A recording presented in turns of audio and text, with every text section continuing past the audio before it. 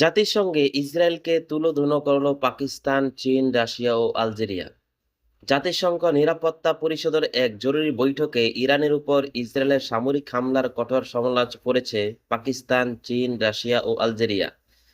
তারা সতর্ক করে বলেছে এই হামলা পুরো অঞ্চলকে অস্থিতিশীল করে তুলতে পারে এবং পারমাণবিক স্থাপনায় হামলার যে নজির তৈরি করা হয়েছে তা ভবিষ্যতের জন্য বিপজ্জনক। মূলত এই চারটি দেশের অনুরোধেই জাতিসংঘের নিরাপত্তা পরিষদে এই বৈঠক অনুষ্ঠিত হয়। বৈঠকে রাশিয়ার রাষ্ট্রদূত ভ্যাসিলি নেবেনজিয়া বলেন, ইরানের শান্তিপূর্ণ বেসামরিক পারমাণবিক স্থাপনাগুলোকেও লক্ষ্যবস্তু বানানো হচ্ছে। এতে ভয়াবহ পারমাণবিক বিপর্যয়ের ঝুঁকি তৈরি হয়েছে। এমন স্থাপনায় হামলা চালানো যায় না।